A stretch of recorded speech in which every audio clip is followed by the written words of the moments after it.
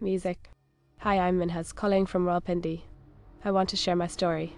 It's about black magic. So here's how it started. I have a very close dear friend. I used to go to her house for NGO fieldwork. We only had a couple days of training together before I started going there. After I came back from that first visit, she got really upset, worried about gossip in the village. People get attached and judge quickly.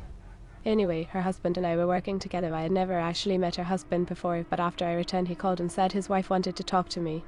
She and I became good friends.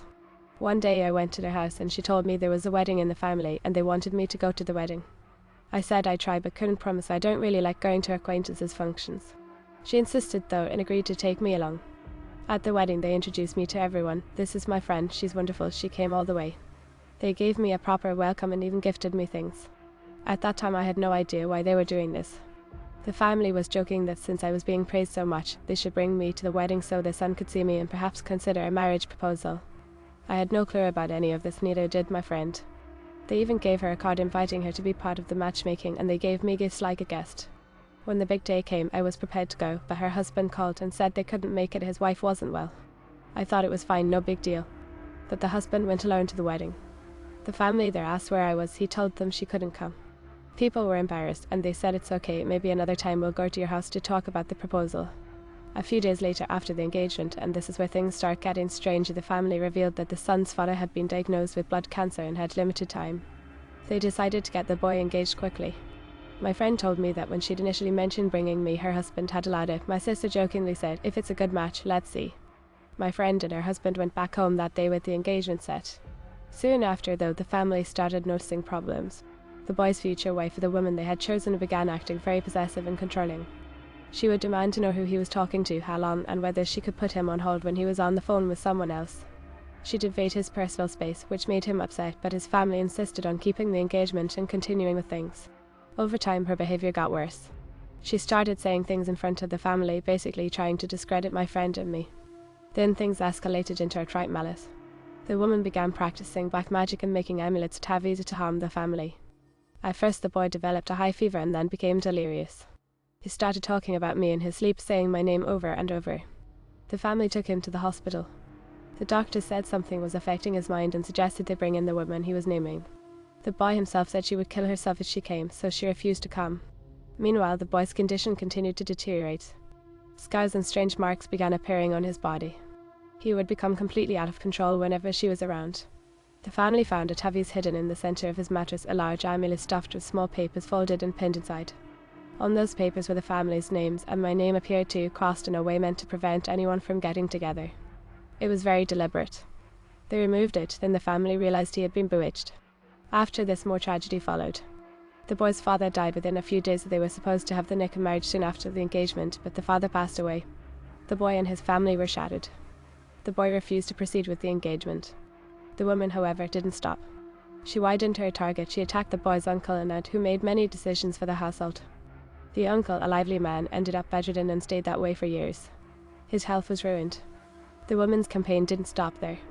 The family's women suffered multiple miscarriages and stillbirth pregnancies kept failing. Their daughter-in-law kept losing babies at different stages, one early abortion, then a conception followed by an abortion 4 months later, then again and again, each loss devastating. Doctors were baffled. The family went to spiritual healers and traditional practitioners. Some were Hindu healers in a nearby area, and they suspected black magic.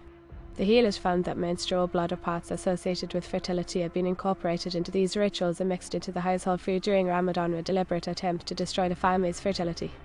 It's sickening. At one point, the young boy, the only brother, studying for a PhD and supposed to return to finish his semester, was sent into absolute torment. He was tortured physically by illness, fevers, heart pain, lung problems, and finally diagnosed with blood cancer. His kidneys failed and required dialysis. The family was ruined. Grandmothers and uncles died. The children suffered. The boy, who was once lively, ended up bedridden. The sisters were broken. They tried everything. The boy's sisters begged the woman to stop and pleaded at her feet, "Please spare my brother." The woman would say, "I will not stop." She refused to relent. Technology itself seemed to be used against them. My contact with the boy was cut off. My number, which had been passed to him through my friend, would always show powered off or be unreachable.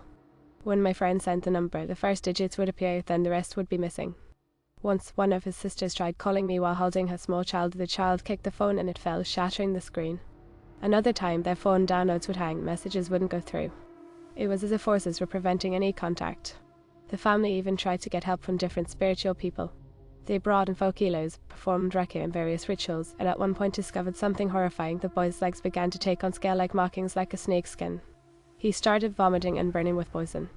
Word was that the woman had arranged for a venomous snake to bite him, while the effect was achieved through dark ritual. A traditional healer, a man who makes special remedies, it was found, and after weeks the boy slowly recovered, but only a little. The woman kept escalating. She forged photos of intimate or fake pictures and even left them under the boy's pillow. She threatened to show them to his family, trying to shame him. It broke him. He became convinced he had to choose between things he had no control over. He asked his cousin for my number to check what was going on, and I told him the truth. There is nothing between us. This is blackmail and manipulation. I told him to make his own choice, and I would support whatever he decided. But the mental damage had been done. Eventually, the family confronted the woman and arrested her and her brother and father. While in custody, the woman's father had a heart attack and died in jail. The woman herself was brutalized. They claimed he had been strangled and hit his head, and she was taken to the hospital. Her condition worsened. She had multiple surgeries. People said God gave justice. She began to fall apart under the same forces she'd used. I can't describe everything, as some of it is too filthy and dark to say in public. But what I will say is that the woman's life also collapsed, memory loss, multiple surgeries, and now she is in the hospital, barely conscious and with major damage. She was an MBBS qualified doctor before all this, but now she's bedridden and her memory is gone. She required several operations and was flown to Lahore and then later abroad for treatment. Last I heard, she was brought to the US for treatment. Thank God, her condition improved somewhat. The tumor was reduced by 70–80%, where Pakistani doctors had given up, but she still needs dialysis, chemo and lung treatments. The family's losses were enormous. Uncles died, the grandmother died, brothers became seriously ill. A joyous family was destroyed. As for me personally, I haven't spoken to that young man since. I have never heard his voice. When I try to reach out, everything gets blocked. If I send messages through my friend, he replies sometimes through her number, but it's always filtered. Still, he sends messages sometimes through my friend.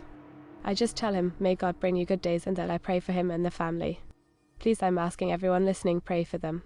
Pray that God protects the family and stops these dark works. Pray for healing. Pray that this evil stops. The father of that young man is gone. The family is exhausted, but they didn't give up. They fought. They paid medical bills. They brought police, healers and doctors, and they fought until they could. I believe God finally intervened. That's the story. I'm sorry I got emotional. Please remember them in your prayers. Ask God to save the family from these things and to bring justice and healing. Music.